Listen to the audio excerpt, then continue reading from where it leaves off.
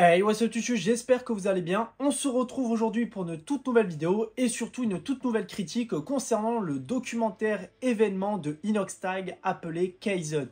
C'était vraiment l'annonce attendue de septembre concernant cette ascension de l'Everest que Inoxtag avait déjà annoncé il y a un an. On va revenir sur plusieurs choses dans cette vidéo, déjà à commencer par toute la partie haine des personnes qui m'énervent, les aigris, tous ceux qui sont sortis comme d'habitude, les polémiques, les problématiques que tout le monde apporte concernant ça, alors qu'il n'y a absolument pas lieu d'avoir autant de haine, autant de choses à dire concernant et parler surtout énormément de négativité. Déjà, à commencer par énormément de youtubeurs, on va dire, cinéma. Alors, il y en a qui sont vraiment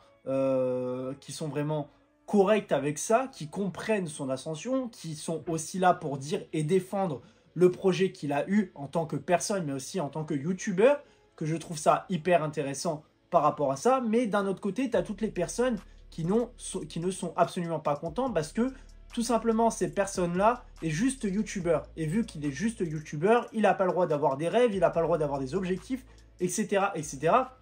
Et j'avais justement envie de dénoncer la personne même qui m'a fait un petit peu tilt, alors que de base, je ne suis pas un grand fan de cette personne, mais il y a des critiques où je comprends certaines choses, mais on va dire que par rapport à ça, je trouve que lui n'a pas forcément sa place pour parler en mal de ça, alors que lui-même fait autre chose. Je parle notamment de Reg Logoria, qui est un youtubeur cinéma, qui parle énormément de choses concernant le cinéma, les séries, etc., qui est pour moi une personne vraiment intéressante sur certains sujets, mais je trouve que là-dessus, il n'a pas forcément sa place pour critiquer en mal concernant cela, surtout par rapport aux propos qu'il dit dans sa vidéo. Voilà, juste la petite parenthèse concernant celui-ci, parce qu'après, il y en a plein d'autres qui ont parlé en bien, mais aussi en mal, mais qui ont été constructifs concernant certaines choses. Lui, on va dire, j'étais un petit peu mitigé sur les propos et sur ce qu'il avait à dire. Déjà, à commencer par les choses que tout le monde a, on va dire, ou la première chose qui a fait polémique par rapport à ça, c'est le fait que le film documentaire soit diffusé au cinéma. Ça a beaucoup fait parler. Et en plus de ça, on vient d'annoncer maintenant qu'il va y avoir une diffusion sur TF1. Donc ça va encore plus faire parler. Alors après, à part ça, je ne comprends pas pourquoi TF1 veut diffuser le film, sachant que le film est disponible gratuitement sur YouTube. On est sur une chaîne déjà qui est public, mais avec toutes les pubs, on sait très bien, surtout au moment où ils vont diffuser, c'est-à-dire je crois le 8 octobre 2024, juste après un épisode de Koh-Lanta à 23h et quelques, sachant que le film dure 2h40, je pense que il va pas y avoir forcément énormément de personnes, et après ils vont le mettre sur TF1+, en streaming, etc., etc. Je ne comprends pas pourquoi, mais on va dire, on va laisser faire les choses, et c'est tout. Donc, concernant la diffusion cinéma, beaucoup de personnes ont dit que ce n'était pas un film qui devait être diffusé au cinéma parce que c'était un documentaire façon vlog et que les documentaires façon vlog ne devaient pas être diffusés au cinéma. Et moi, je ne suis pas du tout d'accord avec ça car pour moi, ce n'est absolument pas un vlog. On est vraiment sur quelque chose de très spectaculaire, c'est très bien monté. Alors certes, il y a certains plans en POV avec des GoPro, mais également voilà, des styles de plans interview, etc. On a les plans drone, comme je vous ai dit. Mais sincèrement, c'est quelque chose qui doit être vu, on va dire, au cinéma pour ce côté un peu grandiose de la chose. Voilà, on est sur un documentaire qui est très bien monté, très bien amené, les musiques sont bonnes. C'est vraiment quelque chose qui fait penser à un vrai film documentaire qu'on pourrait voir sur National Geographic, tellement que c'est bien fait. Et on va dire que toutes les paroles qui sont dites dedans, elles marchent extrêmement bien avec un documentaire de type National Geographic. Franchement, j'en ai déjà vu des documentaires de ce type. On en voit aussi régulièrement sur Netflix. Et je trouve que celui-ci, Kaizen, a sa place pour être vu au cinéma. Sachant qu'en plus de ça, le film a été avec une date unique au cinéma. Sachant qu'en plus de maintenant, on fait tout et n'importe quoi au cinéma. On peut avoir des films français qui sont mais totalement médiocres. Et pour le coup, on ne va pas forcément critiquer par rapport à ça. Et on va laisser le film au cinéma pendant plusieurs mois. Et même des fois, voilà, ça dure vraiment un temps qu'on a envie juste que ça s'arrête tellement que c'est médiocre. Et surtout que ça dure des fois des 1h30, des 1h40 et tu t'ennuies à balle. Là, les 2h40, je les ai absolument pas vu passer. Moi, je ne l'ai pas vu au cinéma, je l'ai vu directement sur YouTube. Les 2h40, je les ai absolument pas vu passer. On reviendra là-dessus, bien évidemment. Mais pour revenir au côté cinéma, c'est-à-dire que maintenant, comme je vous ai dit, on diffuse tout. Il y a bien des pièces de théâtre qui sont diffusées au cinéma. Nous avons aussi des concerts, événements qui sont diffusés au cinéma. On a bien vu avec le film, avec le concert de Taylor Swift qui a été diffusé. Pareil. Et on n'en a pas fait tout un tas par rapport à ça. Beaucoup de personnes se sont rendues pour voir leur idole au cinéma. Et je trouve que là, que c'était aussi une bonne chose. Inoxtag, c'est vraiment quelqu'un que j'apprécie énormément. Il a vraiment un côté où toutes ses vidéos sont extrêmement bien montées. Où on va dire que même des fois, ça dépasse un petit peu le côté YouTube. On est vraiment sur des très belles réalisations, des concepts hyper intéressants.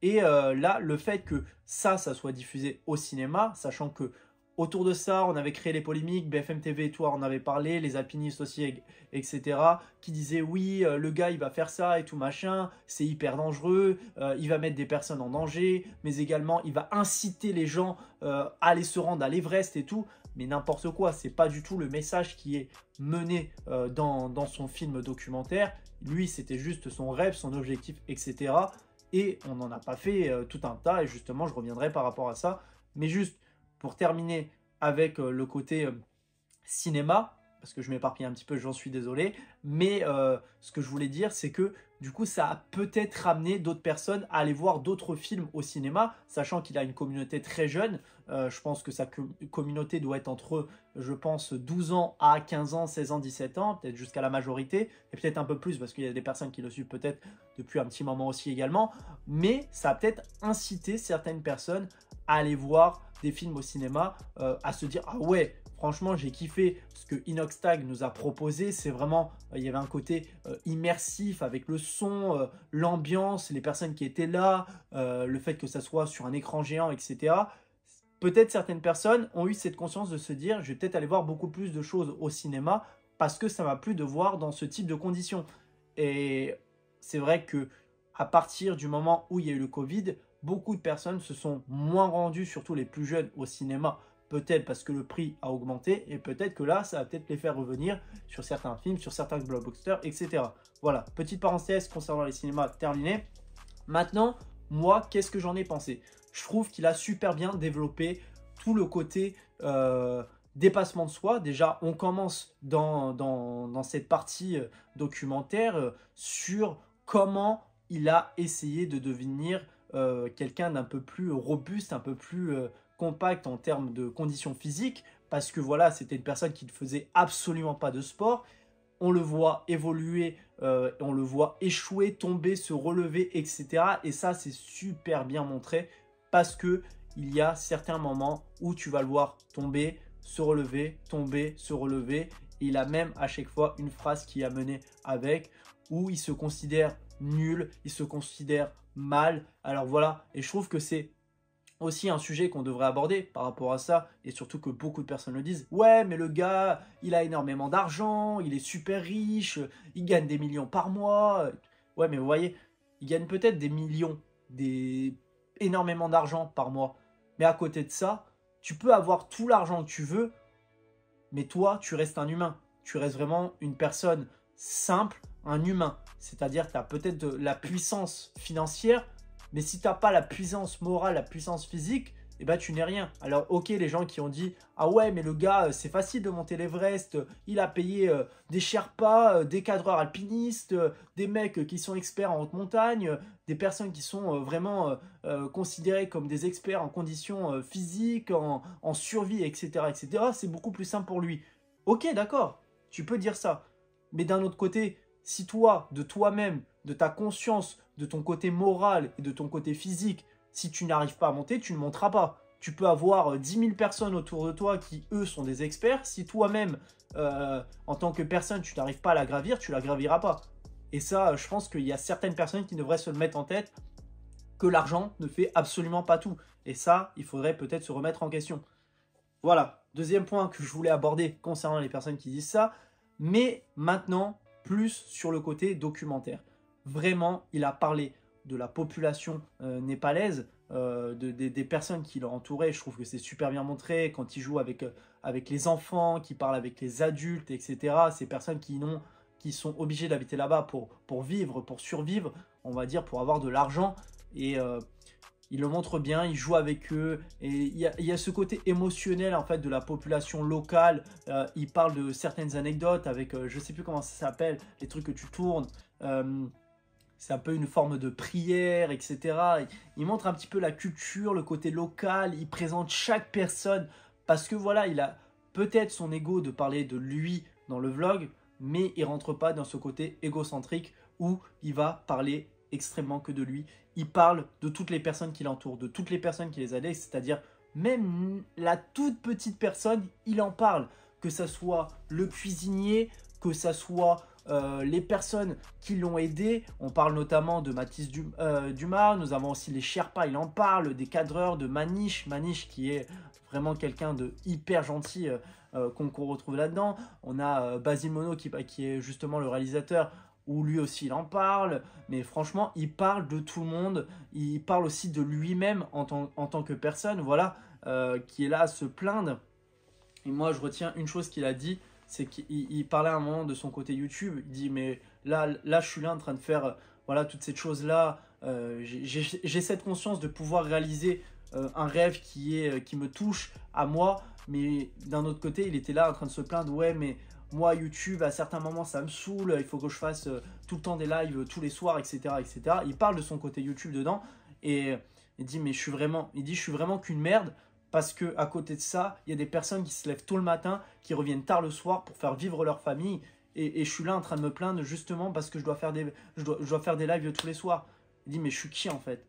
Et justement, il a cette conscience de parler en tant qu'humain, en tant que la chance qu'il a de pouvoir faire ce genre de choses. Et même lui, il le dit. En fait, lui, il ne retient pas l'Everest. Il ne retient absolument pas l'Everest. Ce qu'il retient, c'est ce qu'il y a eu autour. C'est tout ce côté... très collectif, les personnes qu'il a rencontrées, les personnes qui l'ont aidé, le côté nature, le côté découverte, tout ce qu'il a pu faire, tout ce qu'il a pu se forger en tant qu'humain et en tant que conscience, on va dire à proprement parler. Et franchement, je trouve que toutes les phrases, même de sa famille, de sa mère, de son père, etc., qui sont montrées un petit peu sous forme d'homologue quand il est vraiment en galère dans son combat de survie, où il a des moments où il relâche. On a vraiment cet homologue où on parle de sa mère qui répond à pas mal de choses, à son père aussi également. Et je trouve ça hyper intéressant. Franchement, il n'y a rien à dire. C'est grandiose, il nous a montré des paysages mais juste magnifiques. Voilà, c'est vraiment un endroit qui est très reculé, le Népal. On a vu différentes montagnes, on a vu ces différentes ascensions qu'il a pu faire même avant de monter l'Everest. Une montagne qui est juste à côté, je ne sais plus du tout le nom, qu'il a fait, qui était la première, qui était déjà à 6000 mètres d'altitude. Et après, pour aller gravir l'Everest à 8000 mètres. Et on a vu vraiment toute cette ascension. Voilà, les plans en drone, c'est super bien monté, c'est super bien mené. Franchement, il n'y a rien à dire par rapport à ça. J'ai vraiment apprécié du début à la fin, que ce soit l'ambiance, les musiques, les 2h40, on les voit absolument pas passer. Toutes les personnes qu'il a rencontrées, il a vraiment montré tout ce qu'il fallait dedans. Il n'y a rien à dire. Moi, j'ai vraiment surkiffé. Et je me dis, en fait, quand tu vois ce genre de choses, tu as juste envie de te dire, de découvrir, de sortir de ta zone de confort. D'ailleurs, il parle de ça, c'est-à-dire arrêter de scroller sur les réseaux sociaux, arrêter de perdre du temps à aller sur TikTok. TikTok qui est sûrement, je pense, le pire syndrome qu'on a pu créer par rapport à ça. C'est que TikTok a cette facilité à regarder énormément de vidéos en si peu de temps, de scroller. Et il en parle dedans. Il dit, mais moi, je préfère littéralement être là, posé, parce que justement, à la fin, il n'a pas repris les réseaux sociaux parce qu'il a fait quelque chose que je trouve hyper intéressant. Il s'est rendu à Cuba. Il a notamment été aidé des paysans à faire du riz et tout. Il a travaillé, il a été traire les vaches, etc. Il a fait quelque chose qu'il voulait faire à nouveau, c'est-à-dire aller dans un pays, s'occuper de ces personnes, travailler avec ces personnes qui sont en difficulté, qui travaillent très très dur, qui lui, pour le coup, travaille dur, mais il n'a pas forcément, il comprend pourquoi il y a certaines personnes qui travaillent beaucoup plus dur, alors que lui, il est là juste en train de monter ses vidéos, en train de les préparer et kiffer en même temps. eux, tu crois qu'il y a des personnes qui sont là en train d'aller cueillir du riz ou d'aller traire des vaches, ça leur plaît. Et pour autant, lui, il a kiffé faire ça sur la fin. Et c'est là qu'il se dit, mais en fait, après tout ça, qu'est-ce que je vais faire? Qu'est-ce que je vais faire? Qu'est-ce que je vais gravir d'autre? Qu'est-ce que je vais faire d'autre? En fait, il se dit, mais c'est pas parce que j'ai monté l'Everest, c'est pas parce que j'ai monté voilà, la plus haute montagne du monde. Il y a autre chose à découvrir, à faire. Il faut avoir cette petite checklist de ses objectifs. Et même il dit, et ça je trouve que c'est très bien, c'est que vous pouvez faire pas mal de choses sans forcément avoir d'argent. Il y a beaucoup de choses à découvrir, il y a beaucoup de choses à faire, il y a beaucoup de choses à entreprendre, même des simples choses. Il faut juste se dire, il faut les réaliser. Il ne faut pas se dire, ah putain, mais ça c'est haut, je pourrais jamais le faire, je pourrais jamais faire ci, je pourrais jamais faire ça. Si tu te mets déjà une barrière, c'est fini. Si tu te mets une barrière, c'est terminé, tu ne pourras pas la faire. Tu pourras pas réaliser ce que tu avais envie de faire. Mais justement, il faut avoir, c'est tout dans le moral, c'est tout dans la conscience. Et il faut être entreprenant par rapport à ça. Et je pense que si tu as déjà cette conscience et cette morale un petit peu différente, tu réfléchis un peu plus, je pense que tu peux faire certaines choses. Et concernant les voyages et la découverte du monde, je pense que maintenant on est arrivé à un stade où on peut découvrir d'autres cultures, aller autre part, sachant que maintenant l'avion est assez accessible à tous. On retrouve des vols peu chers, que ce soit avec EasyJet, avec Ryanair, etc. Même si c'est des compagnies low cost. Allez découvrir l'Europe. Je pense que vous apprendrez énormément de choses sur la population, sur la culture, sur un pays, sur les monuments, etc.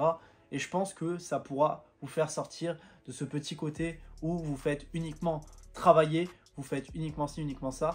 Des fois, je me dis, l'argent, si tu arrives un peu à en mettre de côté tous les mois, tu peux te dire qu'à la fin d'une année, tu peux partir 4-5 jours. Et même partir 4-5 jours, ça te fera plaisir. Ça te fera plaisir de découvrir autre chose que ce que tu as pu faire durant ces 11 derniers mois, à être chez toi, à aller voir ta famille, aller voir ci, aller voir ça. Sortir de son pays, de sa ville. Et je pense que ça fera du bien à pas mal de personnes. En tout cas, voilà, c'était la vidéo que j'avais envie de faire concernant le documentaire de Kaizen que j'ai vraiment kiffé et j'aurais bien voulu aller le voir au cinéma. Dites-moi dans les commentaires si vous avez été le voir au cinéma, qu'est-ce que vous en avez pensé et à me dire votre ressenti sur les NE, sur tous ces médias, tous ces problèmes qu'il y a eu par rapport à tout ça. Et voilà, j'espère que cette vidéo vous aura plu. N'hésitez pas à liker la vidéo, à la commenter, à la partager et surtout vous abonner. On se retrouve très prochainement pour une toute nouvelle vidéo. Allez, salut tout le monde. Peace.